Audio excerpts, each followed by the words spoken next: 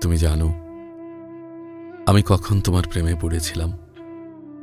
সেদিন, যেদিন প্রথম দেখেছিলাম তোমার চোখে গাঢ় কাজলের ছায়া। মনে হয়েছিল ওই দুই চোখ যেন আমার জন্যই লেখা কোনো অসমাপ্ত কবিতা। তারপর থেকে আমি বারবার ডুবেছি তোমার ভেতরে, কখনো হাসিতে, কখনো নীরবতায়, কখনো তোমার অভিমানের ভেজা চোখে। কিন্তু আজ বুঝি ভালোবাসা সব সময় মানুষকে পায় না, কখনো শুধু মানুষকে পুড়িয়ে যায়। তুমি আছো, তবু নেই। তোমার স্মৃতি আছে, কিন্তু তুমি নেই।